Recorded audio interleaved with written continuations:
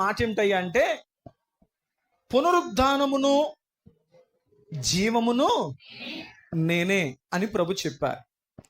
ఈ లోకములో ఏ ఒక్కరూ ఇంతవరకు చెప్పలేని ఒక విలువైన మాట, లోకానికి తెలియని మాట, లోకము ఆశ్చర్యపడేటువంటి మాట ఏంటంటే, పునరుద్ధానమును జీవమును నేనే. ముందు పునరుద్ధానం అంటే ఏంటి? మనం చాలాసార్లు ఈరోజు మెసేజ్లు పెట్టుకున్నాం. యేసయ్య మృతుని గెలిచి సజీవుడిగా మృత్యుంజయుడిగా లెగిశాడు, మృత్యుంజయుడిగా లెగిశాడు. మీకు అర్థమయ్యేలా చెప్తాను. రీసెంట్గా ఒక చిన్న బిడ్డ బోరు బావిలో పడిపోయాడు. దేంట్లో పడిపోయాడు? బోరు బావిలో పడిపోయాడు. బోరు బావిలో పడిపోయిన తర్వాత ఒక 3-4 దినాల సుదీర్ఘమైనటువంటి పోరాటం తర్వాత ఎలాగైతే ఆ బిడ్డను ప్రాణాలతో సజీవుడిగా బయటికి తీసుకొచ్చారు. వెంటనే అతడు ప్రాణాలతో సజీవంగా ఆ బోరు బావి నుంచి బయటపడిన స్థితిని బట్టి నెక్స్ట్ రోజు పేపర్లో ఏమని హెడ్డింగ్ పెట్టాడంటే, మృత్యుంజయుడు అని రాశారు. ఏం రాశారమ్మా? మృత్యుంజయుడు.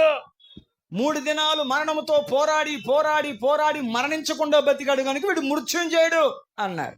లేదు లేదు లేదు, మీరు పొరపాటు స్టేట్మెంట్ చెప్పారు.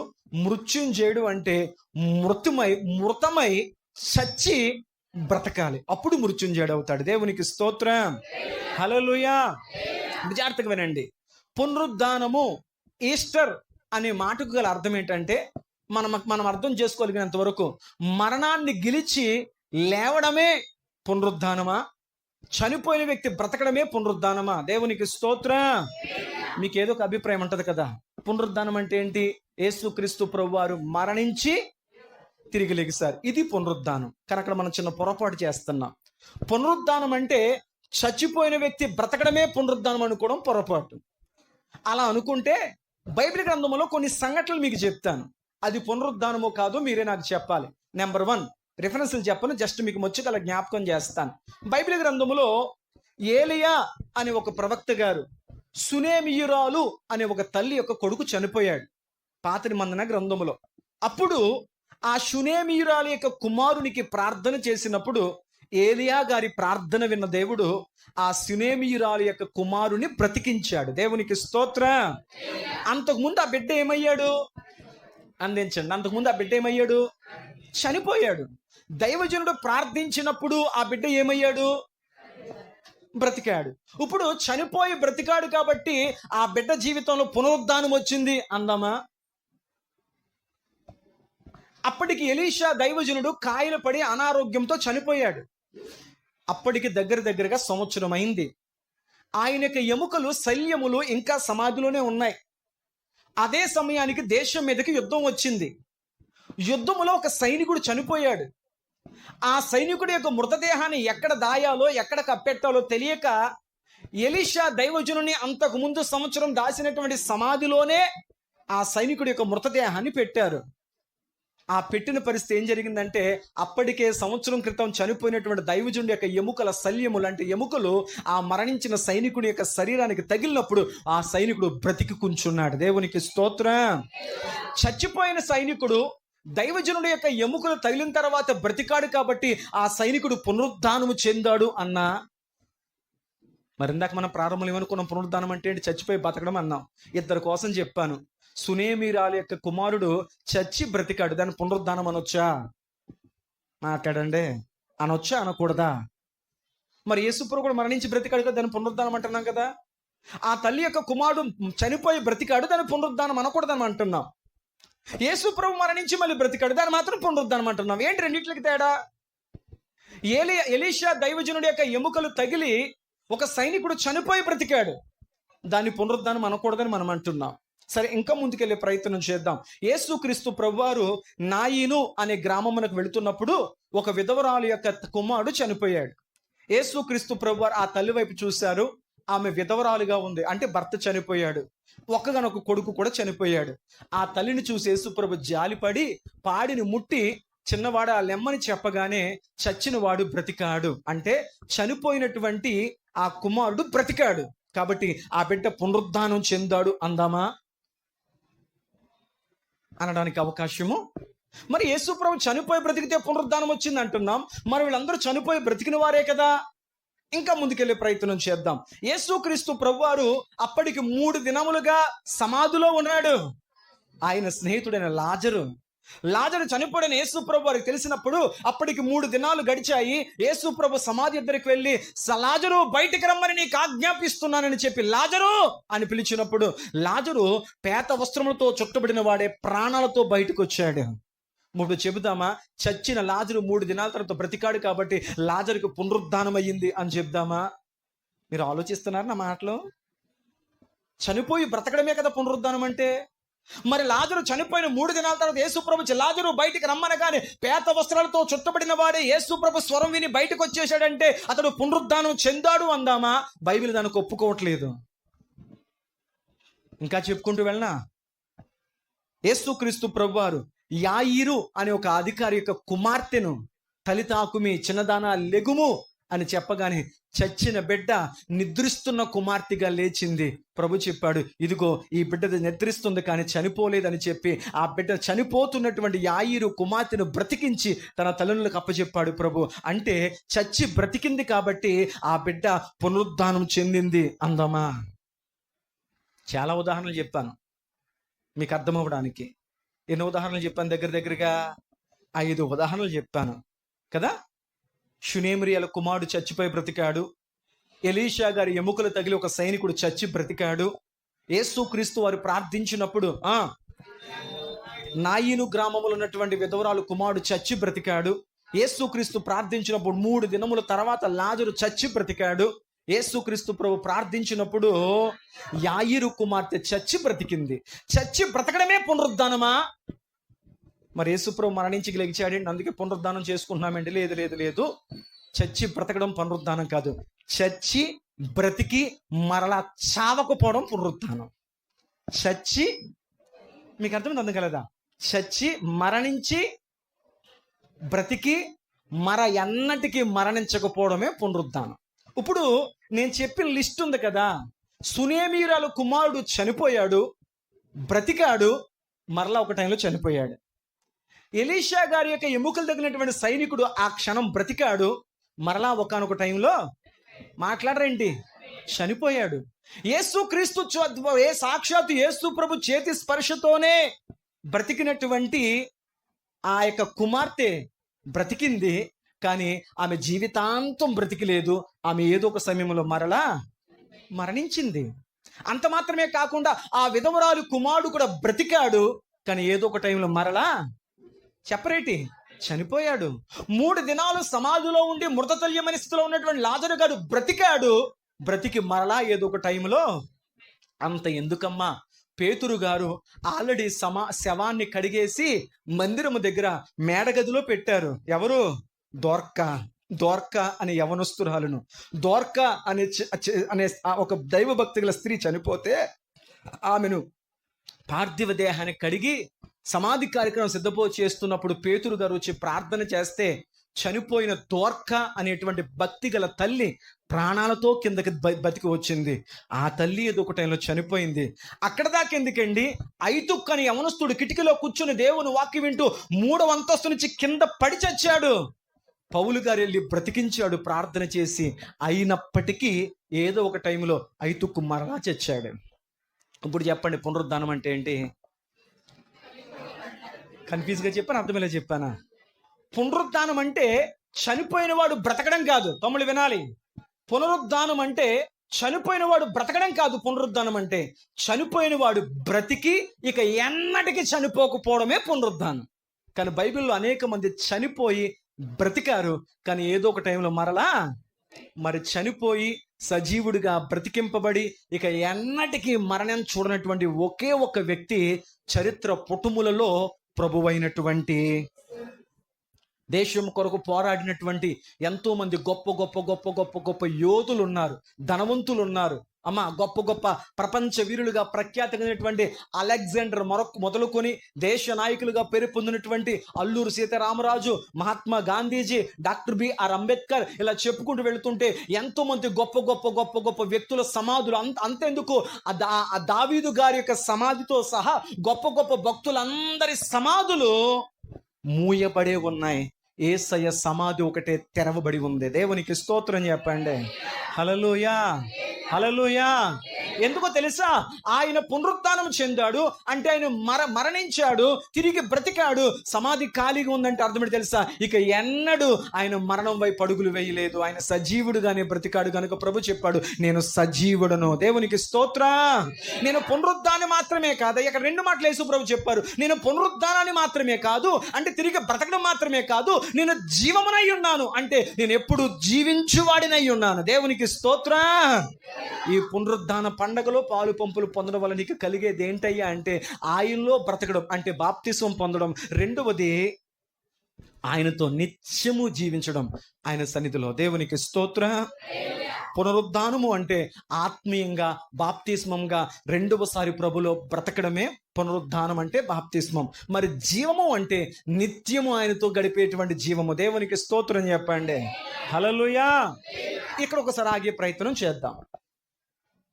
గడిచిన శుక్రవారం యేసు ప్రభు రామారమి 3 గంటలకు మరణించారు. మీకు అర్థం అవ్వడానికి చెప్తున్నాను దృష్టాంతాలన్నీ కూడా.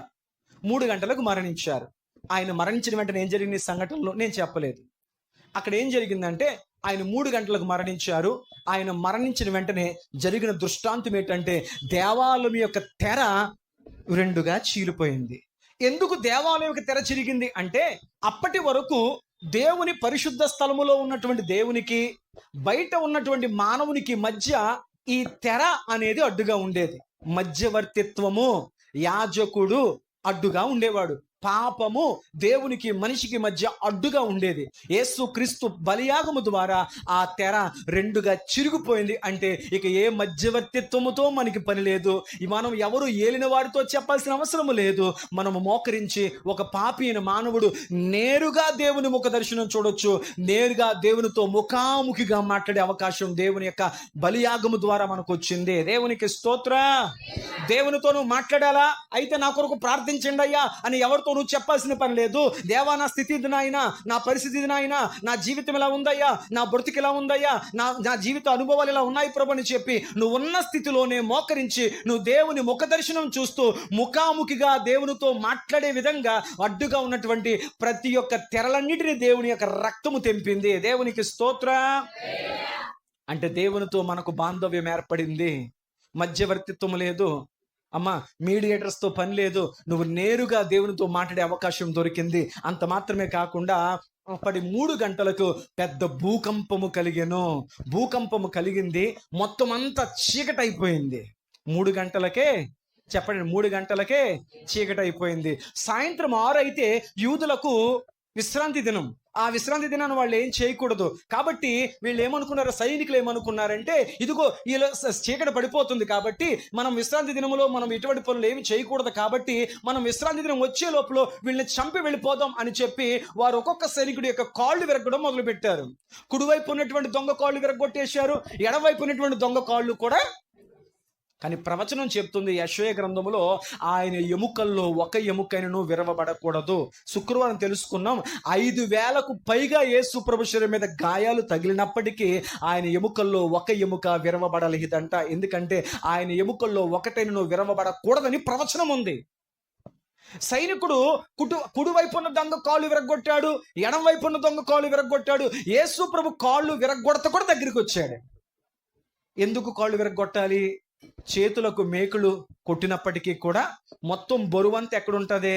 కాళ్ళ మీద ఉంటుంది. ఇప్పుడు కాళ్ళ యొక్క ఎముకలు ఇరగబెడగొడితే ఇప్పుడు ఈ శరీరం బరువంత దేని మీద పడిపోద్ది? ఈ చేతి మీద ఉండిపోద్ది. అంటే నరాలు త్వరగా తెగి విపరీతమైన రక్తస్రావం జరిగి మనిషి బరువంతా చేతి మీద పడడం ద్వారా ఆయన త్వరగా చనిపోయే అవకాశం ఉంటుంది. అయితే ఆ పక్క దొంగ ఈ పక్క దొంగ కాళ్ళు విరగొట్టారు. యేసు ప్రభు కాళ్ళు విరగొడతాక అతడు కర్ర పైకి ఎత్తాడు. ప్రవచనం ఏంటంటే ఆయన ఎముక విరగకూడదు. ఈ దొంగకు ఒక ఆలోచన వచ్చింది. ఏంట్రా అంటే ఇది కదలడం లేదేంటి, మెదలడం లేదేంటి, ఇందాకేవో కొన్ని మాటలు చెప్పాడు, అప్పుడే ప్రాణం పోయిందా? నా ప్రాణం నీకు అప్పగిస్తున్నాను తండ్రి అని చెప్పాడు, తలవాల్చాడు, అప్పుడే ప్రాణం పోయిందా అని చెప్పి ఆయన కాళ్ళు విరగొట్టకుండా ఒక బళ్ళాన్ని తీసుకొచ్చి యేసు ప్రభు యొక్క డొక్కలో పొలిచాడు. డొక్కలో పొడిచాడు. ఆ డొక్కలోకి వెళ్ళిన ఆ యొక్క బల్లెము గుండె దాకా వెళ్ళి ఆయన గుండెను గుచ్చుకుంది. ఎక్కడో మిగిలిన ఒక రక్తపు చుక్క ఆ బల్లెము గుండా కారుకుంటూ వచ్చి పొడిచిన వాడి కంటి మీద పడిందంట. ఎందుకంటే ఆ పొడిచిన వాడికి ఒక కన్ను పనిచేయదంట. పొడిచిన వాడికి అతనికి ఒక కన్ను పోయిందంట యుద్ధంలో. ఆ చివరి రక్త బొట్టు ఆ బల్లెము గుండా కారుతూ వచ్చి ఆ పొడిచిన వాడి కంటి మీద పడిందంట. ఆ చివరి రక్తపు బొట్టు కూడా ఒకడికి కంటికి స్వస్థతనిచ్చింది. దేవునికి స్తోత్రం. యేసు ప్రభు రక్తములో ఏ ఒక్క చుక్క వృధా కాలేదు. ఆయన సన్నిలో మోకరించిన నీ కన్నీళ్లలో కూడా ఆయన ఏ చుక్క వ్యర్థము కానివ్వకుండును గాక. పనికి రాని వాటి కొరకు ఇళ్ళ దగ్గర ఏడవకండి. దేవుని సన్నిలో మోకరించి కన్నీరు కార్చండి. ఆయన నీ ప్రతి కన్నీటికి విలువనిచ్చి నీ ప్రతి కన్నీటి బాష్ప బిందువును తుడిచి నీ జీవిత స్థితిగతులను మార్చగలిగిన దేవుడు. దేవుని వందనాలు చెప్తాం. హల్లెలూయా. యేసు ప్రభు మరణించారని చెప్పి ఎలా అర్థమైంది? వెంటనే లూకా అనే వైద్యుడు అక్కడికి వచ్చి యేసు ప్రభు యొక్క నాడి పట్టి చూసి అతడు చెప్పాడు, ఎస్, యేసుక్రీస్తు ప్రభు వారు మరణించాడు అని చెప్పాడు. మరణించిన తర్వాత ఆయన శిలువ నుంచి కిందకి దింపి ఆయన సమాధి చేయడానికి మరి యేసు ప్రభు దగ్గర ఆ యేసు ప్రభు సమాధిని కింద దింపాలంటే ఎవరి పర్మిషన్ కావాలి? పిలాతు గవర్నర్ పర్మిషన్ కావాలి. గవర్నర్ దగ్గరికి వెళ్ళి పర్మిషన్ పొందుకునేంత పరిస్థితులు ఎవరి దగ్గర ఉన్నాయా? లేవు. ఎలాంటి పరిస్థితిలో అరిమత యోసేపు అనే ఒక ధనవంతుడు ఉన్నాడు. అరిమత యోసేపు అనేటువంటి ఒక గొప్ప ప్రాధాన్యత కలిగిన వ్యక్తి, ధనవంతుడిగా ఉన్న వ్యక్తి, సమాజంలో సంఘములో ఒక ఉన్నత హోదాలో ఉన్న వ్యక్తి వెళ్ళాడు. అతను వెళ్ళి పిలాతు ముందు నిలబడి పిలాతుతో మాట్లాడుతూ, అయ్యా పిలాతు గారు, నేను ఒక మాట మీకు చెప్పాలనుకుంటున్నాను. నేను కూడా యేసు క్రీస్తు ప్రభుకి ఒక రహస్య శిష్యుడనే. నేను ఆయనకు ఒక రహస్య శిష్యుడనే. అయితే ఆయన మరణించాడు కదా, మీరు నాకు అనుమతిస్తే గనుక ఆయన నేను దింపి ఇదిగో నా కొరకు బ్రతికుండగా సిద్ధపరుచుకున్నటువంటి ఒక విలువైన ఖరీదైన అందమైన సమాధి ఉంది కదా, నా కొరకు చేసుకున్న సమాధిలో ఇదిగో ఆయన దేహం నుంచి నాకు అనుమతి ఇవ్వండి. దేవునికి స్తోత్రం. రక్షణ పొందిన తర్వాత జీవితాలు మన కొరకు కాదు, ఆయన కొరకు సిద్ధపరిచాడు ఆయన. వెంటనే పిలాతు గారి దగ్గర అనుమతి తీసుకున్నాడు. వెంటనే ఆయన పార్థివ దేహాన్ని తీసుకెళ్ళి ఎక్కడ పెట్టారంట చెప్పండి? అరిమత యోసేపు సిద్ధపరుచుకున్నటువంటి తన కొరకు చేసుకున్న సమాధిలో యేసుక్రీస్తు ప్రభుని పెట్టారు. పెట్టిన తర్వాత సమయం ఆరైపోతుంది. 3 గంటలకు చనిపోయారు. ఆయన చనిపోయిన నిర్ధారణ చేశారు. ఈ లోపల పిలాతు గారి దగ్గరికి వెళ్ళి పర్మిషన్ లెటర్ తెచ్చుకున్నాడు. ఆ తర్వాత ఆయన శిలువ మీద కిందకి దింపారు. పార్థివ దేహాన్ని ఎక్కడ దాకా తీసుకెళ్లారు? సమాధి తీసుకెళ్లారు. ఈ లోపల 6కు దగ్గరైపోతుంది కాబట్టి 6 అయితే శనివారం అయితే సబ్బాతు దినము, సబ్బాతు దినం అంటే విశ్రాంతి దినము. ధర్మశాస్త్ర ప్రకారం విశ్రాంతి దినమున ఇశ్రాయేలు ప్రజలు, యూదులకు ఉన్నవారు ఏ పని చేయకూడదో. కాబట్టి 6 లోపు ఏదైనా చేసేయాలి. కాబట్టి ఆయన శరీరానికి ఏ సుగంధ ద్రవ్యాలు పుయ్యకుండా, ఎందుకు సుగంధ ద్రవ్యాలు పోస్తారు? బాడీ డీకంపోజ్ అవ్వకుండా, బాడీ స్మెల్ రాకుండా, సుగంధ ద్రవ్యాలు పుయ్యకుండానే ఆయన శరీరానికి వస్త్రాన్ని చుట్టి కంగారుగా లోపల పెట్టి రాయిని మూసేసి వెళ్ళిపోయారు. మళ్ళీ శనివారం విశ్రాంతి దినం అయిపోద్ది. ఆదివారం తెల్లారి మళ్ళీ వచ్చి ఆ రాయిని పొర్లించి ఆయన దేహానికి రాద్దాము అనుకున్నారు. దేవునికి స్తోత్రం. హల్లెలూయా. ఎప్పుడైతే వీరు వెళ్ళిపోయారో, ఎవరైతే యేసు ప్రభుని కుయుక్తి చేత, ఎవరైతే యేసు ప్రభుని చంపాలి అని ఆలోచన చేశారో వాళ్ళందరూ శాస్త్రులు, పరిసయ్యులు కొంతమంది పిలాతు యొద్దకు వెళ్ళి, పిలాతు గారు, మీరు బాగా నేను శవాన్ని వారికి అప్పచెప్పారు, బానే ఉంది. వారు తీసుకెళ్లి యేసు ప్రభుని సమాధిలో పెట్టారు, అంతవరకు బానే ఉంది. రాయి మూసి వెళ్ళిపోయారు, అంతవరకు బానే ఉంది. కానీ ఒక విషయం గుర్తు పెట్టుకోండి, ఆయన బ్రతికుండగా, వాడు వాడిన పదం నాకు వాడటం ఇష్టపడడం లేదు, ఆ ద్రోహి బ్రతికుండగా అన్నారు. నేను ఆ పదం వాడను. ఆయన బ్రతికుండగా ఒక మాట అన్నాడు. ఏంటి తెలుసా? నేను మరణించి పునరుద్ధాన దినముతో 3వ దినము లెగుస్తాను. యోనా సముద్రంలోంచి బయటకు వచ్చినట్లుగా నేను పునరుద్ధాన శక్తితో లేవనెత్తబడతానని చెప్పాడు. మీరు అలాగే రాయిని వదిలిపెట్టేస్తే గనుక ఆయన శిష్యులు వచ్చి 3 దినాల తర్వాత ఆయన శవాన్ని తీసుకుని ఎక్కడైనా దాసేస్తారేమో. అప్పుడు మొదటి కంటే కడపటి సమస్య ఇంకా మాకు ఎక్కువగా. ఆయన శిష్యులు వచ్చి ఆయన శవాన్ని దాసేసి 3 రోజుల తర్వాత మా యేసు ప్రభు చెప్పినట్లు ఆయన పునరుద్ధాన శక్తితో లెగిస్తాడని చెప్తారు. అప్పుడు ఆది కంటే అంత్యనిష్ఠూరం మాకు ఎక్కువవుద్ది కాబట్టి మాకు ఏదోడు చేసి ఆ సమాధిని మీరు భద్రము. అప్పుడు పిలాతు అడిగారు, మీకేం కావాలి చెప్పండి. చంపమన్నారు, చంపేశాను, మీకేం కావాలి ఇంకా? అప్పుడు చెప్పారు, అయితే ఆ సమాధికి సంకెళ్ళు వేయండి. ఏమేమన్నారో? సమాధికి సంకెళ్ళు వేయండి. సమాధికి రాయి వేశారు. వేసిన రాయికి సంకెళ్ళు వేశారు. ఆ సంకెళ్ళ మీద ఈ సంకెళ్ళను కానీ ఈ రాయిని కానీ ఎవరు తాకకూడదని చెప్పి పిలాతు యొక్క గవర్నర్ ముద్ర వేయండి, ఆ ముద్ర వేసి దాన్ని తాగితే చాలు వాడికి శిక్ష పడుతుంది, చంపేస్తారు, ముద్ర వేయండి. ఆ ముద్ర వేసినా మాకు సరిపోదు, ఆ సమాధి రాయకు కాపల వాళ్ళని పెట్టండి. నేను అంటున్నాను, యేసు ప్రభు లెగుస్తాడని చెప్పి శిష్యుల కంటే భయం ఎక్కువ వీళ్ళకే ఉంది. హల్లెలూయా, హల్లెలూయా. ఎవరికి ఎక్కువ భయం ఉంది? భయము అని మాట పక్కన పెడతాను, ఎవరికి ఎక్కువ నమ్మకం ఉంది? యేసు ప్రభు శిష్యులకున్న నమ్మకం కంటే ఆయన లెగిస్తాడో లేదో, ఆయన మనల్ని వదిలిపెట్టి వెళ్ళిపోయాడు, ఆయన చెప్పినట్లుగా ఆయన మరణానికి అప్పగించుకున్నాడు అని చెప్పి వీళ్ళ కలవరపడి కంగారు పడి చెదిరి పారిపోయి దాక్కున్నారు. కానీ ఆయన చెప్పిన మాట వీళ్ళు బాగా నమ్మారు, వీళ్ళు బాగా విశ్వసించారు కనుక ఆయన నిజంగా బ్రతుకుతాడు అని వాళ్ళు నమ్మి ఆయన పునరుద్ధాన ఆపాలన్న ఉద్దేశంతో రాయిని మూయించారు. ఆయన పునరుద్ధాన శక్తిని ఆపాలన్న ఉద్దేశంతో సంకెళ్ళు వేశారు. ఆయన పునరుద్ధాన శక్తిని ఆపాలి అనే ఉద్దేశంతో రాజముద్ర వేయించారు. ఆయన పునరుద్ధాన శక్తిని జరగకుండా ఆపాలని చెప్పి సంకెళ్ళను సైనికులను సైతం కాపలా పెట్టారు. ఎన్ని జరిగినా ఆదివారం నాడు తెల్లారు గట్ల 12 గంట దాటిన మరుక్షణమే దేవుని దూత దిగి వచ్చింది. ఆమెను చెప్పండి. ఇంటికి వెళ్ళిన తర్వాత నాకు టైం సరిపోదు కాబట్టి ఇవేవి చూపిస్తలేదు.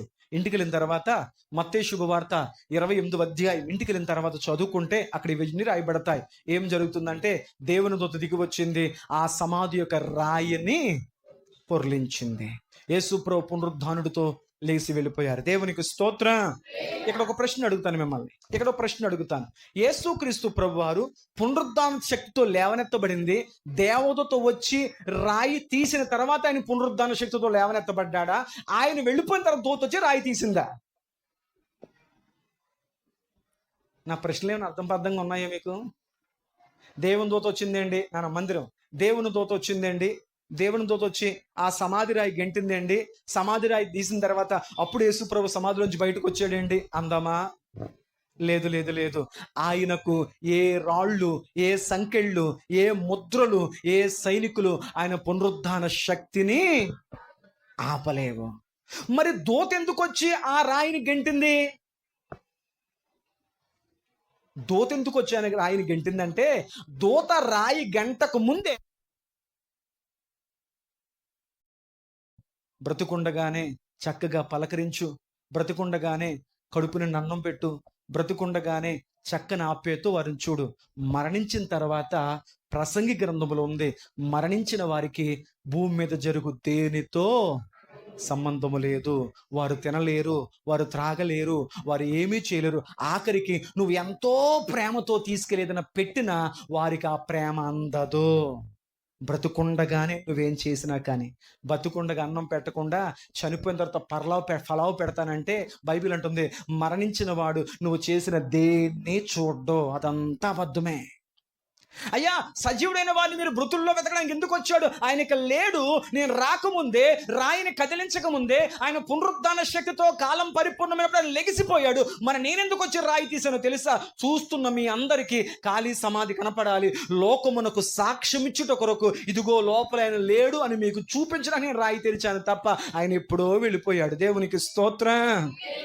ఈనాడు చాలా మంది వ్యక్తులు, నేను విమర్శించడం లేదు, లేని చోట వెతకడానికి వెళుతున్నారు. ఎక్కడికి వెళ్తున్నారో చెప్పండి అమ్మా, మీరు మాట్లాడతలేదు. వెళ్ళారు సమాధుల దగ్గరికి? వెళ్ళామండి. ఎందుకు వెళ్ళాం? మా వాళ్ళతో గడిపిన జ్ఞాపకం కోసం వెళ్ళాం. వెళ్తే అలా వెళ్ళు, కానీ అక్కడైతే ఏమీ లేదు. మరి ప్రాముఖ్యంగా అక్కడ యేసు లేడు, యేసయ్య లేడు.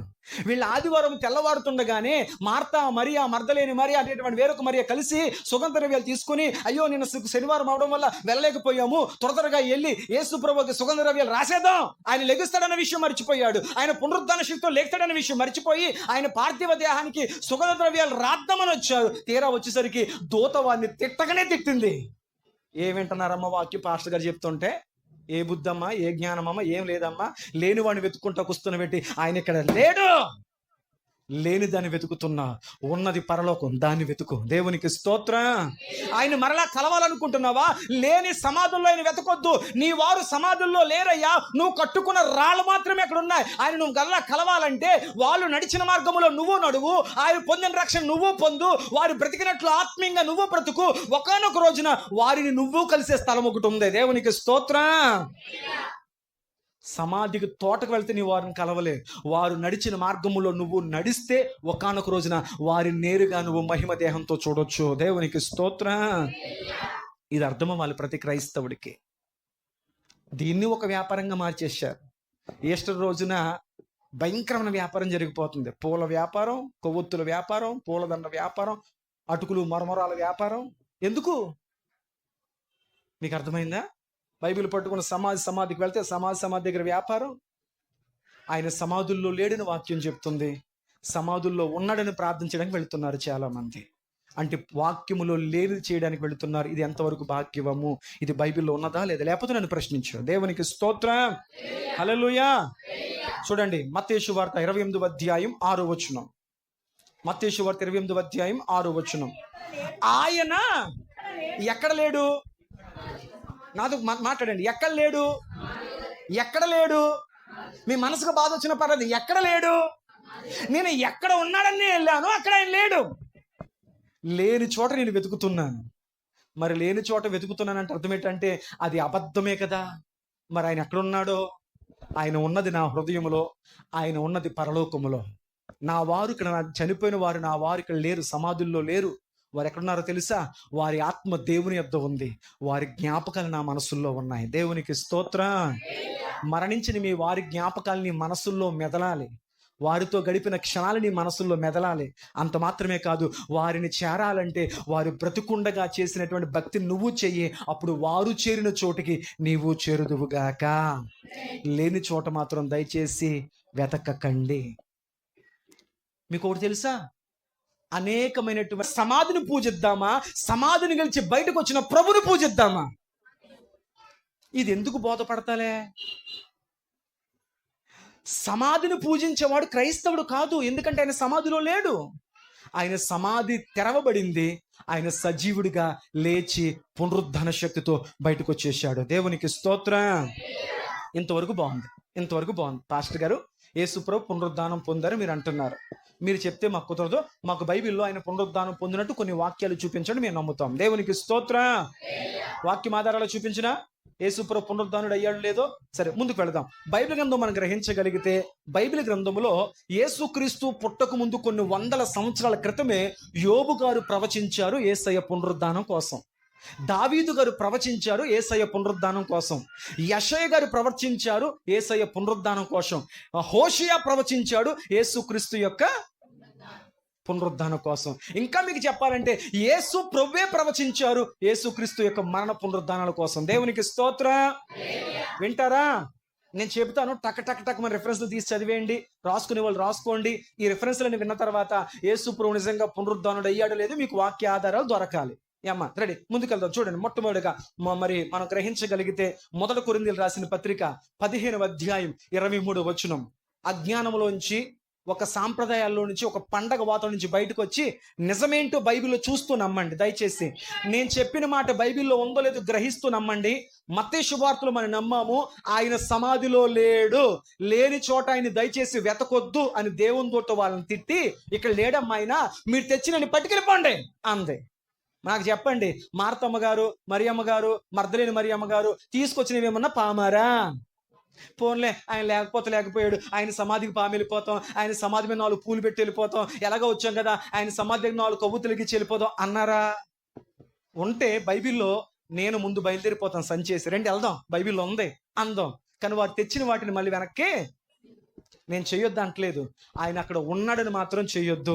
మీ వారి జ్ఞాపకాల కోసం వెళ్తారా? వెళ్ళండి. వాళ్ళతో గడిపిన క్షణాలు గుర్తు చేసుకుంటాక వెళ్తారా? వెళ్ళండి. వారితో కొద్దిసేపు గడిపితే నీ మనసు కొంత అలసట తీరినట్టు అనిపిస్తుందా? వెళ్ళండి. కానీ అక్కడ ఉన్నారని మాత్రం వెళ్ళకండి. అమ్మ అర్థమైంది? అర్థం కాదు బయటకి ఎందుకు వచ్చిన తర్వాత అరగింది చెప్పు అంటారు. మళ్ళీ కరెక్ట్గా చెప్పాను లేదా? అక్కడ ఉన్నారని మాత్రం అయితే వెళ్ళకండి. వారి జ్ఞాపకాల కొరకు వెళ్ళండి, వారిని గుర్తు చేసుకుంటూ వెళ్ళండి. అలా గుర్తు చేసుకోవడానికి ఏమైనా ఇష్టలను గుర్తు చేసుకోవాలా? ఎప్పుడు గుర్తు చేసుకోవచ్చు కదా. దేవునికి స్తోత్రం. మీకు ఇంకో మాట చెప్తాను. మన భారతదేశంలో సాంప్రదాయం లేదు, కానీ కొన్ని పాశ్చాత్య దేశాల్లో వారి ఈస్టర్ పండుగ రోజున ఒక కోడిగుడ్డు తీసుకొచ్చి పక్కవాడికి వచ్చి హ్యాపీ ఈస్టర్ అని కోడిగుడ్లు ఇస్తారు. మీకు తెలుసా? మీకు తెలియదు. పాటర్ గారికి మాత్రం కోడిగుడ్లు ఫోటోలు పెట్టేసి హ్యాపీ ఈస్టర్ అండి, హ్యాపీ ఈస్టర్. మీకు నెట్లో దొరికేసి ఇవన్నీ ఎందుకు కోడిగుడ్లు బొమ్మలు పెడుతున్నారు ఈస్టర్కే? మనకు లేదు, కానీ పాశ్చాత్య దేశాల్లో ఒక కోడిగుడ్డు తీసుకొచ్చి అవతల వాడికి ఇచ్చి హ్యాపీ ఈస్టర్ అంటాడు. వాడు ఆ కోడిగుడ్డు తీసుకొని ఇంకొక గుడ్డు వాడి చేతికిచ్చి హ్యాపీ ఈస్టర్ అంటాడు. ఏంటి అర్థమేంటి తెలుసా? ఇది గుడ్డు కాదయ్యా, గుడ్డు లోపల జీవం ఉంది. గుడ్డు లోపల ఈస్టర్ అంటే తెలుసా? ఈరోజు యేసయ్య కళ్ళకు కనపడకుండా ఒక సమాధిలో ఉన్నాడు, కానీ లోపల జీవం ఉంది. ఆ జీవం రేపు బయటికి రాబోతుంది. దేవునికి స్తోత్రం. అందుకు హ్యాపీ ఈస్టర్ మీద కోడిగుడ్డు బొమ్మలు వేసేది. భక్తిని కొంచెం అర్థం చేసుకొని చేయండి, దేవుడు సంతోషపడతాడు. అప్పుడు నువ్వు ఖర్చు పెట్టిన డబ్బుకు విలువ ఉంటుంది. ఉపయోగం లేకుండా డబ్బులు ఎందుకు పాడు చేయడం? అర్థం చేసుకొని భక్తి చేద్దాం. జ్ఞాపకాలకు వెళ్ళు, స్మృతుల కొరకు వెళ్ళు, కొద్ది ఓదార్పు కొరకు వెళ్ళు, అంతే తప్ప అక్కడ ఉన్నారని మాత్రం నమ్మైతే వెళ్ళొద్దు. ఎందుకంటే దూత చెప్పింది, ఆయన అక్కడ లేడు, మీరు ఎందుకు వెతుకుతున్నారు? ఆయన ఎక్కడ లేడు, ఆయన మీకంటే ముందు వెళ్ళిపోయాడు. ఆయన అక్కడ కనపడతాడు, మీకు వెళ్ళండి. మీ మందిరంలో కనపడతాడు, వెళ్ళండి. దైవజనుడు చెప్పే వాక్యంలో కనపడతాడు, వెళ్ళండి. దేవునికి స్తోత్రం. హల్లెలూయా. మీకు అర్థమైంది కదా? యేసు ప్రభువారు పునరుద్ధానం అయ్యారో లేదో నేను చెప్తే నమ్మొద్దు. వాక్యముల ఆధారాలు ఉన్నాయి, లేవు చేశారు, నేర్చుకునే ప్రయత్నం చేయండి. చూద్దాం. 1 కొరింథీయులు రాసిన పత్రిక 15వ అధ్యాయం, త్వరగా 1 కొరింథీయులు రాసిన పత్రిక 15వ అధ్యాయం 23వ వచనం ఒకరు చదవండి. ప్రతివాడును తన వరస్సులోనే దేవునికి స్తోత్రం. ఏమనుందంట? మీకు అర్థం కాకపోతే నేను వాక్యం ముగించను. ప్రతివాడును తన వరస్సులోనే అంటే అందరూ ఒకేసారి బ్రతికింపబడతారా? ప్రతివాడును తన వరసలోనే బ్రతికింపబడతారు. అయితే మొదటి నుంచి ఉన్నది ఎవరు? మీరు రేషన్ తీసుకుంటాకు, పింఛన్ తీసుకుంటాకు, ఎదురు తీసుకుంటాకు వెళ్తారు కదా. ఒరే వరుసలో నుంచి ఉండరు అబ్బాయి, వరుసలు అందరికి ఇస్తానంట కదా. మరి మొదటి నుంచి ఉన్నది ఎవరు? ఆ పునరుద్ధానము, తండ్రి ద్వారా లేపబడే పునరుద్ధాన శక్తిలో మొదటి నుంచి ఉన్నది ఎవరు? అక్కడ రాయబడి మాట చూడండి. ప్రతివాడును తన వరసలోనే బ్రతికింపబడును, ప్రథమ ఫలము క్రీస్తు. దేవునికి స్తోత్రం చెప్పండి. ఇప్పుడు చెప్పండి, పునరుద్ధాన శక్తితో లేవనెత్తబడే వ్యక్తుల్లో మొదట ఎవరు నుంచి ఉన్నారంట? చెప్పండి. క్రీస్తు ఒక్కడే మొదటి నుంచి ఉన్నాడు. ఆయన మొదట లేవనెత్తబడ్డాడు. ఆయన తర్వాత ప్రతివాడు తమ క్రమము చొప్పున, బైబిల్ చెప్తుంది, యేసుక్రీస్తు ప్రభువారు ఆయన క్రమము చెప్పిన ప్రథమ ఫలముగా. ఏ ఫలం అంట? ప్రథమ ఫలం అంటే ఏంటి? మొట్టమొదటిగా ఈ భూమి మీద మొట్టమొదటిగా బ్రతికి సజీవుడిగా ఇక ఎన్నడూ మరణించకుండా జీవముతో లేచిన వ్యక్తి ఒక వ్యక్తి ఉన్నాడు, ఆయన ప్రభువైన క్రీస్తు. ఇది బైబిల్ చెప్తున్న సాక్ష్యము. దేవునికి స్తోత్రం. ఒక సాక్ష్యం సరిపోదు కదా, రెండవ సాక్ష్యంకి వెళ్ళే ప్రయత్నం చేద్దాం. కీర్తనల గ్రంథము 16వ అధ్యాయం. ప్రతి మాట అండర్లైన్ చేయండి, 1-2 సార్లు ఆలోచించండి. నిజంగా దేవుని ఆత్మనిలో ఉంటే సత్యము నీకు అర్థం అవ్వాలి. చూడండి, పండగలా మాత్రం చేసుకెళ్ళకండి. కీర్తన గ్రంథం 16వ అధ్యాయం 9-10 వచనాలు. అమ్మా, అందువలన నా హృదయము సంతోషించుచున్నది, నా ఆత్మ అమ్మా హర్షించుచున్నది, నా శరీరము కూడా సురక్షితముగా ఉన్నది, నివసించున్నది. ఎందుకనగా, జాగ్రత్తగానండి, నీవు నా ఆత్మను పాతాళములో విడిచిపెట్టవు. జాగ్రత్తగా వినండి, అంటలేని, నీ పరిశుద్ధుని కుళ్ళు పట్టనివ్వు. ఆ మాట నాకు సమాధానం చెప్పండి. నీ పరిశుద్ధుని నువ్వు కుళ్ళు పట్టనివ్వవు. ఎవరు పరిశుద్ధుడు? దావీదు గారు చనిపోయారు. దావీదు పరిశుద్ధంగానే బతికెళ్ళే తర్వాత విషయం. దావీదు గారు చనిపోయాడు. ఆ కీర్తన రాస్తుంది ఎవరో? దావీదు కీర్తన అని ఉంది. ఆ కీర్తన ఎవరు రాశారు? దావీదు గారు చెప్పారు, దేవా నీ పరిశుద్ధుని నువ్వు కుళ్ళు పట్టనివ్వవు అన్నాడు. మీకు కూడా తెలుసా, దావీదు గారు చనిపోయారు, ఆయన్ని సమాధిలో పెట్టారు. ఆయన శరీరము కుళ్ళిపోయింది, మొత్తము పురుగులు పట్టేసింది. మొత్తం ఎముకలు గుడిగా మారిపోయింది. ఈనాటికి మీరు యెరూషలేము వెళ్తే యెరూషలేములో దావీదు గారి సమాధి కూడా కట్టబడి ఉంది. అనేకులు ఆ సమాధిని కూడా చూసొస్తున్నారు. మరి నీవు నీ పరిశుద్ధుని కుళ్ళు పట్టనివ్వని చెప్పాడు. ఈ ప్రవచనం ఎవరి కోసం చెప్పి ఉంటాడు? నీ పరిశుద్ధుని కుళ్ళు పట్టనివ్వ అన్నాడు. ఒకవేళ దావీదు గారు తన కొరకే తాను చెప్పుకుని ఉంటే, దావీదు గారు చనిపోయారు, ఆయన శరీరం కుళ్ళు పట్టబడింది, ఆయన శరీరం పురుగులు పట్టింది, అందరి శరీరం వలె ఆయన శరీరం కూడా ఎముకలుగా మారిపోయింది. మరి మాట ఎవరి కోసం చెప్పాడు? నేను బలవంతం గుప్పించేస్తున్నానా? చెప్పండి అయ్యా. అప్పుడు మనం తిన్న ఆహారానికి విలువ ఉంటుంది. అమ్మా, ఇది పునరుద్ధాన భోజనంరా. పెళ్లి భోజనం వేరు, వేరే వేరే భోజనాలు వేరు. ఇది దేవుని శక్తితో కూడిన పునరుద్ధాన ఆహారం. ఆ శక్తి నీకు రావాలంటే దాని విలువ అర్థం చేసుకుంటూ వినండి. ఆయన పునరుద్ధానుడిగా లేపబడిన వాడిలో మొదటి స్థానములో మొదటి ఫలముగా యేసు ప్రభు ఉన్నాడు. ఆయన ముందు ఇంకెవరు లేవనెత్తబడలేదు, ఆయన తర్వాత ఇంకెవరు లేవనెత్తబడా లేదు. మొదటి మాట, లేవనెత్తబడిన వాడు యేసు ప్రభు ఒక్కడే. రెండవది, బైబిల్ అంటుంది చూడండి, కీర్తన గ్రంథములో, నీ పరిశుద్ధుని నువ్వు కుళ్ళు పట్టనివ్వవు, ఆయన శరీరాన్ని కుళ్ళు పట్టనివ్వవు అన్నాడు. కానీ దావీదు గారి శరీరం కుళ్ళు పట్టి ఆయన సమాధిలోనే ఉన్నాడు. కానీ యేసు ప్రభు శరీరం మాత్రము, పరిశుద్ధుడుగా ఆయన శరీరం మాత్రము కుళ్ళు పట్టబడలేదు. అంటే యేసు ప్రభు పుట్టక ముందే కొన్ని వేల సంవత్సరాల క్రితమే ఆయన శరీరం కుళ్ళు పట్టదని, ఆయనను లేపుతాడు తండ్రి అని చెప్పి ప్రవచనం ఉందే. దేవునికి స్తోత్రం. నమ్ముతున్నారా లేదా? వాక్యం నేర్చుకుని అనుకునే వాళ్ళకి ఆరాటం, ఏదో చెప్పి ముగించే వైభవం అనుకున్న వాళ్ళకి ఏం అవసరం లేదు. రెండు విషయాలు చెప్పాను, రెండు ఆధారాలు. నెంబర్ 1, ఆయన ప్రథమ ఫలముగా పునరుద్ధాన శక్తితో లేవనెత్తబడ్డాడు. నెంబర్ 2, ఆయన పరిశుద్ధుని కుళ్ళు పట్టనివ్వడు కనుక ప్రతి వాడు శరీరము సమాధుల్లో ఉన్నాయి, కానీ యేసయ్య శరీరం ఒకటే కుళ్ళు పడకుండా ఆయన లేవనెత్తబడ్డాడు. రెండవ ఆధారం. మూడవ ఆధారం చెప్తున్నాను చూడండి. 1 కొరింథీయులకు రాసిన పత్రిక, హోషేయ గ్రంథం 13-14. హోషేయ గ్రంథం మొదటిది చూడండి. హోషేయ గ్రంథం 13వ అధ్యాయం 14వ వచనం. అయినను పాతాళ వశము నుండి నేను వారిని విమోచించెదను. అమ్మా, మృత్యువు నుండి వారిని రక్షింతును. ఓ మరణమా, నీ విజయం ఎక్కడా? ఓ మరణమా, నీ ముల్లెక్కడా? దేవునికి స్తోత్రం. ఇదిగో పాతాళములోంచి వారిని విడిపించుదును, జీవముతో వారిని నేను లేపుదును. ఓ మరణమా, నీ ముల్లెక్కడా? ఓ మరణమా, నీ విజయం ఎక్కడా? ఎవరు ప్రవచించారు? మాట్లాడండి. ప్రవక్త అని హోషేయ ప్రవచించాడు. ఎవరి కోసం ప్రవచించాడు? యేసుక్రీస్తు ప్రభువారు పుట్టకు కొన్ని వేల సంవత్సరాల ముందు ప్రవచించాడు. ఆయన మరణించాడంట, ఆయన మరణపు ముళ్ళు విడుస్తాడంట. ఓ మరణమా, నీ ముళ్ళు ఎక్కడమ్మా? వాక్యం వినట్లేదు. దేవుడు అవసరం అయిపోయినట్టు ఉంది కొంతమందికి. అంతకుముందున్న భక్తుడు కనపడతలేదు. ఓ మరణమా, నీ విజయం ఎక్కడ? చూడండి, ఆ ప్రవచనం నెరవేర్పు చూడండి. 1 కొరింథీయులకు రాసిన పత్రిక ఆ మాట నెరవేర్పులో చెప్దాం. 1 కొరింథీయులకు రాసిన పత్రిక 15వ అధ్యాయం 55వ వచనం. 1 కొరింథీయులకు రాసిన పత్రిక 15వ అధ్యాయం 55వ వచనం. ఓ మరణమా, నీ విజయం ఎక్కడ? ఓ మరణమా, నీ ముల్లెక్కడా? మరణ ముళ్ళు పాపముకున్న బలము ధర్మశాస్త్రమే. యేసు ప్రభు వారు ధర్మశాస్త్రాన్ని నెరవేర్చేశాడు. ఇక్కడ మనం ధర్మశాస్త్రంలో లేమో, ఆయన కృపతో బ్రతుకుతున్నాం. దేవునికి స్తోత్రం చెప్పండి. హోషేయ గ్రంథములోనేమో ప్రవచనం ఉంది, కొరింథీయులకు రాసిన పత్రికలోనేమో ఆ ప్రవచనం నెరవేరిందని చెప్పి పౌలు భక్తుడు చెప్పాడు. ఓ మరణమా, నీ ముళ్ళెక్కడా? ఆదాము గారు మొదలు పెట్టుకుని యేసు ప్రభు ముందు వరకు అందరిని పొడిచి ఆ ముళ్ళు విరిచేసావు కదా, కానీ యేసయ్య దగ్గర నీ యొక్క ఎత్తులేవి కూడా పారలేదు. ఓ మరణమా, నీ ముళ్ళెక్కడా? ఓ మరణమా, అందరి మీద విజయం సాధించావు, కానీ యేసయ్య మీద విజయం సాధించలేకపోయి ఓడిపోయావు కదా. ఆయన జయశీలుడుగా లెగిశాడు కదా, నీ విజయం ఎక్కడా? అంటే అర్థం ఏంటంటే ఆయన పునరుద్ధాన శక్తితో లేవనెత్తబడ్డాడు. దేవునికి స్తోత్రం. ఎన్ని ఆధారాలు చూసాం? నమ్ముతున్న 3 ఆధారాలు, ఇంకా 2-3 చూపించి ముగించే ప్రయత్నం చేస్తాను. తర్వాత ఆధారం చూడండి. ఈ ఆధారం ఎవరో చెప్పడం కాదు, యేసు ప్రభు చెప్పిన ఆధారమే చెప్తాను చూడండి పునరుద్ధానం కోసం.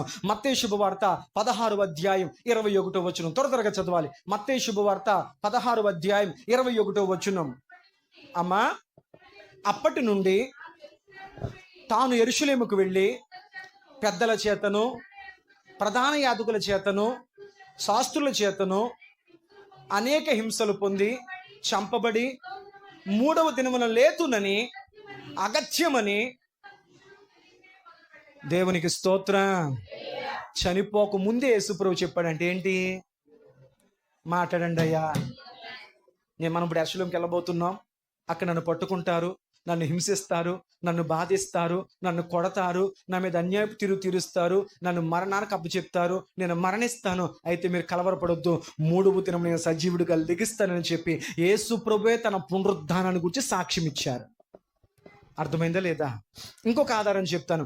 మత్తయి శుభవార్త 17వ అధ్యాయం 22వ వచనం. మత్తయి శుభవార్త 17వ అధ్యాయం 22వ వచనం. వారు గలిలయలోని యేసు మనుష్య కుమారుడు మనుషుల చేతికి అప్పగింపబడుచున్నాడు, వారు ఆయన్ని చంపుదురు, 3వ దినమున ఆయన లేస్తాడని యేసుప్రభు వారితో చెప్పారు. అంటే యేసుప్రభు 3వ దినం పునరుద్ధానుడు లెగిస్తాడని చెప్పారా లేదా? మాట్లాడండి అమ్మా. ఆయనకి 2 సార్లు చెప్పుకున్నాడు, 2 సార్లు చెప్పి ఆగలేదు. 3వసారి చూడండి, మత్తయి శుభవార్త 20వ అధ్యాయం 18వ వచనం. ఇదిగో యెరూషలేమునకు వెళ్ళుచున్నాము, అక్కడ మనుష్య కుమారుడు ప్రధాన యాజకులను శాస్త్రులను అప్పగింపబడును,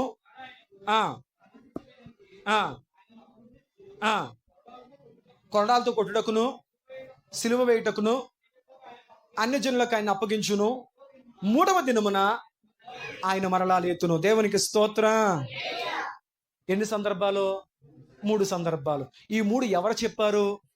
3 యేసు ప్రభువే చెప్పారు. ఎన్నిసార్లు చెప్పారు? 3 సార్లు చెప్పారు. ఎవరికి చెప్పారు? శిష్యులకు చెప్పారు.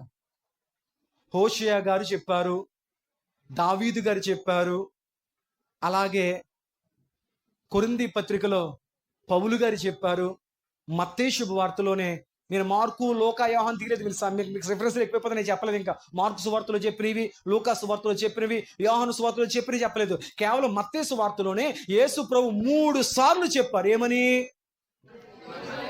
యేసయ్య 3 సార్లు చెప్పారు. ఏంటో తెలుసా? 3 రోజుల తర్వాత నేను లెగిస్తాను, లేకడం అంటే పునరుద్ధానుడు అవుతాను. దేవునికి స్తోత్రం. చూడండి, దేవదూత చెప్పిన సాక్ష్యం చెప్తాను. మత్తయి సువార్త 28వ అధ్యాయం, మత్తయి సువార్త 28వ అధ్యాయం 2 నుంచి 6 వరకు.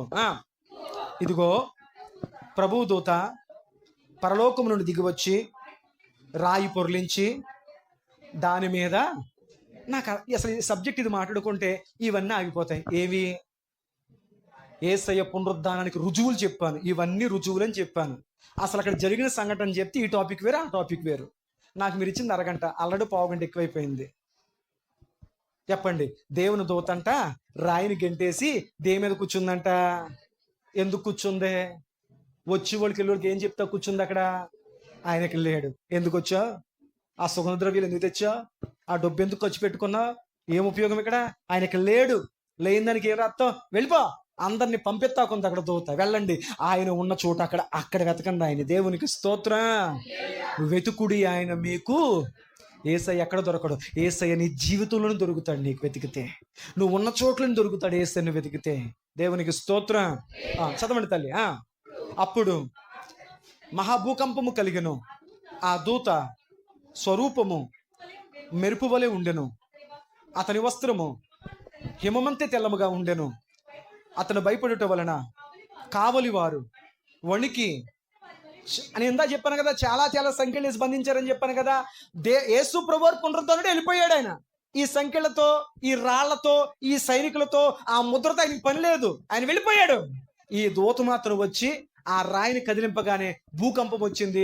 ఆ భూకంపానికి రాయి దానికి అదే పక్కకి జరిగిపోయింది. ఆ రాయికున్న సంఖ్యలు పడిపోయాయి. ఆ రాజుగారు ముద్ర కింద పడిపోయింది, రాజముద్రే కింద పడిపోయింది. ఈ రోజు ఎంతోమంది మత ఛాందసవాదులు వేసేటువంటి ఏ ముద్రలు కూడా నిలబడవు. షడ్రక్, మేషక్, అబేద్నెగోల విషయంలో దేవుడు నెబుకద్నెజరు శాసనాన్ని కొట్టేశాడు, దర్యావే శాసనాన్ని కొట్టేశాడు, ఇలా కోరేసు శాసనాన్ని కొట్టేశాడు. యెహెజ్కేలు గ్రంథ విషయంలో చెప్పుకుంటూ వెళ్ళిపోతే గొప్ప గొప్ప రాజుల దేవుని బిడ్డలకు వ్యతిరేకంగా ఎవడు ఏ శాసనాలు చేసినా బైబిల్ గ్రంథం శాసనాలు చెప్తుంది. క్రైస్తవులు నలిగారు, క్రైస్తవులు బాధపడ్డారు, కానీ ఏ శాసనాన్ని దేవుడు నెరవేరనివ్వలేదు. ఎందుకంటే తన ప్రజల కొరకు రాజుల శాసనాలను దేవుడు కొట్టేశాడు. దేవునికి స్తోత్రం. క్రైస్తవుడు అందుకు భయపడ్డా. నా కొరకు సమస్తం మార్చగల దేవుడు నాతో ఉన్నాడు. ఆమేన్, ఆమేన్. చాలు, ముందుకెళ్దాం, చదవండి తల్లి. ఆ స్త్రీలను చూచి, మీరు భయపడకుడి, సిలువ వేయబడిన యేసును మీరు వెతుకుచున్నారని నాకు తెలియను, ఆయన ఇక్కడ లేడు. తాను చెప్పినట్లే తాను లేచి ఉన్నాడు.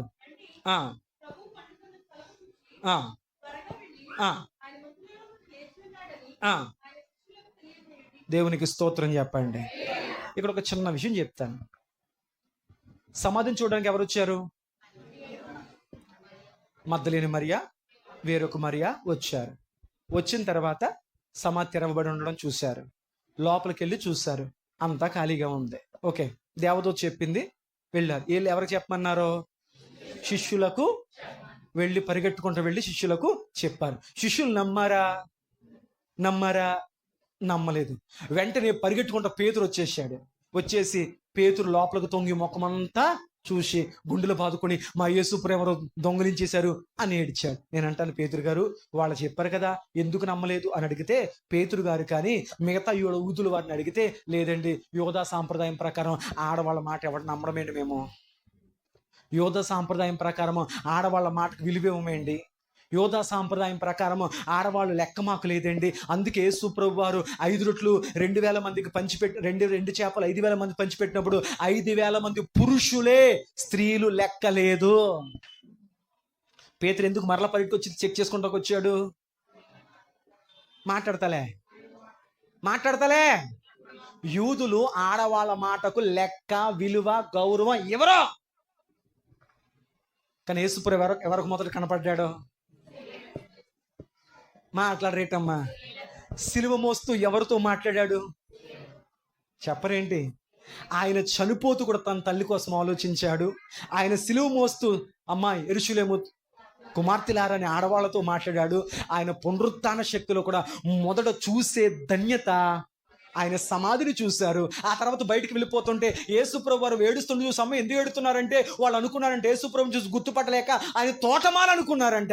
అయితే పునరుద్ధానుడైన తర్వాత మొట్టమొదటగా చూసే అవకాశం కూడా ఆడవాళ్ళకే దేవుడు ఇచ్చాడంటే, బలహీనులకు యేసయ్య మొదటి స్థానం ఇచ్చాడు ఆయన దగ్గర. దేవునికి స్తోత్రం. అందుకు మందిరాల్లో ఎవరెక్కువ ఉంటారో ఈ లాజిక్ మీకు తెలుసా? ఎవరెక్కువ ఉంటారు మందిరాల్లో? ఆత్మీయతలు ఎవరి ముందు ఎక్కువ ఉంటారో? బలహీనుడు. స్త్రీలు బలహీన కట్టం. ఆ బలహీనులకు ఆయన మరణంలో మొదటి స్థానాన్ని ఇచ్చాడు. ఆయన సమాధి చూడడంలో మొదటి స్థానం, ఆయన శరీరము తాకడంలో మొదటి స్థానం, ఆయన పునరుద్ధానుడే శక్తితో వెళ్ళిన తర్వాత మొదటి స్థానం స్త్రీలకు ఇచ్చాడు ఆయన. ఆమె చెప్పండి. అందుకే స్త్రీ తన ఇంటిని కట్టుకొనును అన్నాడు. బాధ్యత కూడా స్త్రీకే ఇచ్చాడు దేవుడు. దేవునికి స్తోత్రం. హల్లెలూయా. ఓకే, దేవుని దూత సాక్ష్యం ఇచ్చింది, ఆయన ఇక్కడ లేడు, ఆయన చెప్పినట్లు పునరుద్ధానుడై. మీరు లెక్కెట్టాలి, ఎన్నో సాక్ష్యం చెప్పాను. గంట చెప్పాను వాక్యం. ఎన్ని సాక్ష్యాలు? దావీదు గారి సాక్ష్యం, హోషేయ గారి సాక్ష్యం, పౌలు గారి సాక్ష్యం, యేసుప్రభు చెప్పుకున్న 3 సాక్ష్యాలు.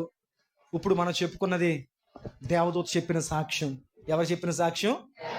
సరే, అపోస్తులు చెప్పిన సాక్ష్యం, అపోస్తుల కార్యాలు 2:32. ఇంకొక సాక్ష్యం చెప్పి ముగిస్తాను. అపోస్తుల కార్యాలు 2:32. ఈ పునరుద్ధాన శక్తి నీకు అర్థం కాకుండా నువ్వు పండగ చేసుకుని ఏం ఉపయోగం అమ్మా? ఉపయోగం లేదు కదా. అర్థం చేసుకోండి వాక్యాన్ని.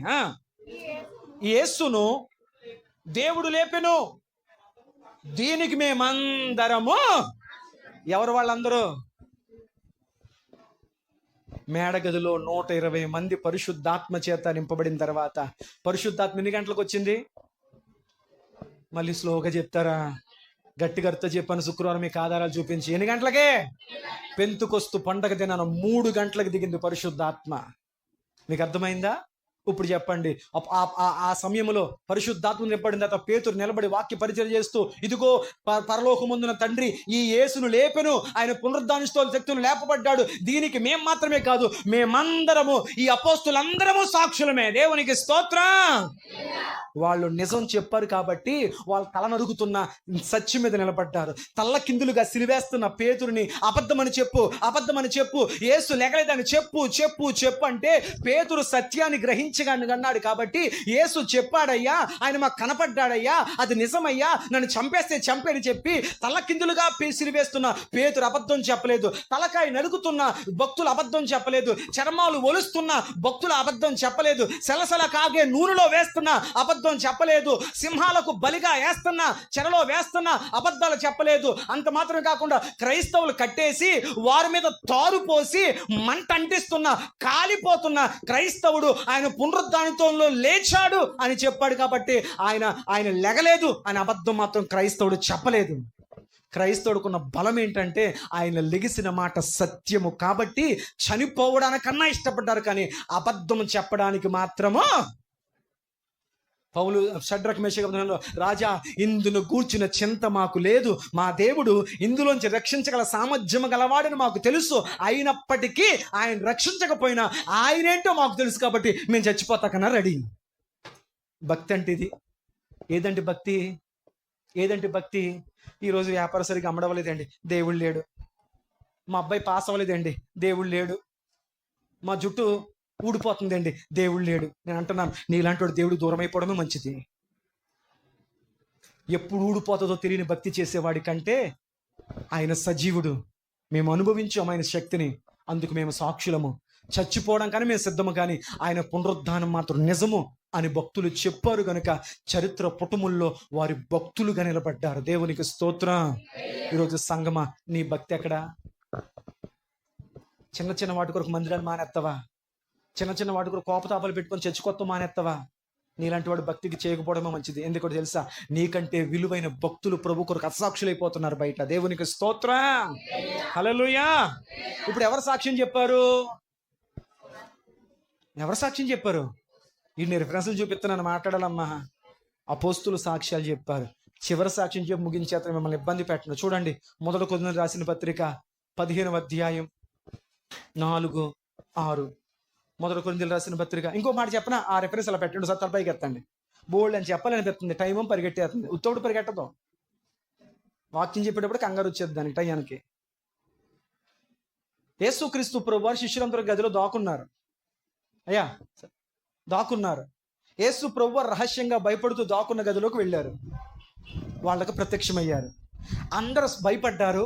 భయపడకుడి, మీకు సమాధానం కలుగును గాక, నేనే అని చెప్పారు. ఇస్కరియోతు యూదా అమ్మేసి ఆత్మహత్య చేసుకుని చచ్చిపోయాడు. ఇంకెంతమంది మిగిలారు? 11 మంది మిగిలారు. కానీ ఆ గదిలో అప్పటికి 10 మందే ఉన్నారు.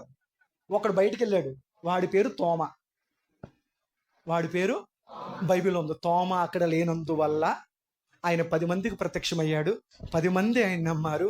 వెంటనే తోమ వచ్చిన తర్వాత ఈయన వెళ్ళిపోయాడు. తోమ వచ్చిన తర్వాత, ఏ తోమా నీకు తెలుసా, ఇంతకు ముందే యేసుప్రభు వచ్చి వెళ్ళాడు అని చెప్తే తోమ అన్నాడు, మీలాంటోడు కాదు నేను, నాకన్నీ బానే, నేను ఆయన గాయాలు తాకితే తప్ప, నేను పట్టుకుంటే తప్ప, నేను స్పర్శ చేస్తే తప్ప నేను నమ్మను అన్నాడు. ఆ తోమా కొరకు యేసయ్య ఆయన నమ్మించడానికి ఆయన మరలా ప్రత్యక్షమై, రా తోమా తాకు అన్నాడు. ఆమెను చెప్పండి. అనుమానించి యేసు ప్రభు గాయాల్లో డొక్కల్లో చేతులు పెట్టి నమ్మి ఏడ్చి, ప్రభా వీళ్ళందరూ చూసి నమ్మారు, నేను చూడక నమ్మలేకపోయానయ్యా అని తన తప్పును ఒప్పుకుని కన్నీళ్లతో ఏడ్చిన తోమ మన భారతదేశానికి వచ్చి సువార్త చెప్పి మనందరి రక్షణకు కారణమయ్యాడు. దేవునికి స్తోత్రం. ఇంకొక రిఫరెన్స్ చెప్పి ముగించేస్తాను, టైం అయిపోయింది కాబట్టి. చూడండి, మొదటి కొరింథీయులకు రాసిన పత్రిక, ఇదే చివరి మాట, 15వ అధ్యాయం 4 నుంచి 6 వరకు. మొదటి కొరింథీ 15వ అధ్యాయం 4-6 వరకు. లేఖనముల ప్రకారం 3వ దినమున లేపబడెను ఆయన. అమ్మా, 3వ దినం లేపబడ్డాడు. కేఫా అంటే ఎవరు? పేతురు. మా తెలుగు చాలా సంతోషం, అమ్మ కొంతమందిని మాట్లాడుతున్నారు వాక్యాన్ని. పేతురుకును తరువాత అమ్మా పెన్న జాగ్రత్తగా తీయండి. పెన్న తీసుకుని కేఫాకు పేతురు కనపడ్డాడు. నెక్స్ట్ 12 మంది కనపడ్డాడు. తర్వాత అటు పిమ్మట మాట్లాడతలే ఆయన శిష్యులు కాబట్టి ఏమో అబద్ధాలు చెప్పి మోసాలు చెప్పి చేశారు. లేదు, శిష్యులకు మాత్రమే కాదు, పేతురుకు మాత్రమే కాదు, అటు పిమ్మట ఆయన బ్రతికి సజీవుడిగా లేవనెత్తబడిన విషయాన్ని బట్టి ఆయన 500 కంటే ఎక్కువైన సహోదరులకు ఒక్క సమయం అందే దేవునికి స్తోత్రం చెప్పండి కనపడేను. ఎప్పుడు? పునరుద్ధరణుడైన తర్వాత. నేను సజీవుడిగా లేవనెత్తబడ్డాని అని చెప్పి 500 కంటే ఎక్కువ మంది, ఎందుకంటే అక్కడ సహోదరులు సహోదరి లెక్కలేరు. సహోదరులు, ఒక మాట చెప్పనా, రూతు గ్రంథం మీద పేరుంది కానీ రాసింది మాత్రం మగవైనే. ఎస్తేరు పేరు మీద గ్రంథం ఉంది కానీ రాసింది మాత్రం స్త్రీల పేరు మీద గ్రంథాలు ఉన్నాయి కానీ గ్రంథకర్తలుగా ఎవరు స్త్రీలైతే లేరు. చెప్పకనే చెప్పారు 500 మంది, మరి కొంతమంది. ఆ కొంతమంది ఎవరో? దేవునికి స్తోత్రం చెప్పండి. యేసయ్య మాత్రం మొదటి స్థానం స్త్రీలకు ఇచ్చాడు. దేవునికి స్తోత్రం చెప్పండి. ఇక చాలు, ఇలా చెప్పుకుంటూ వెళ్ళిపోతే కొన్ని వందల రెఫరెన్స్లు చెప్తాను, మీకు ఓపుకుంటే మీరు రాసుకుంటానంటే. యేసయ్య పునరుద్ధాన శక్తితో లేవనెత్తబడ్డాడు. ఆయన మరణాన్ని గెలిచి లేచాడు. లెగిచి నీ కొరకు నా కొరకు ఆయన స్థలము సిద్ధపరచడానికి ఆయన పరలోకమునకు, చెప్పండి, పరలోకమునకు. చూడండి, మొదటి అపోస్తుల కార్యాలు 1వ అధ్యాయం. నా చివరి మాట అయిపోయింది, ఇంకా బైబిల్ ముగించేస్తున్నాను. వాక్యం అర్థం కాకుండా మనం భక్తి చేయలేము. అపోస్తుల కార్యములు 1వ అధ్యాయం చూడండి, అక్కడ రాయబడిన మాట.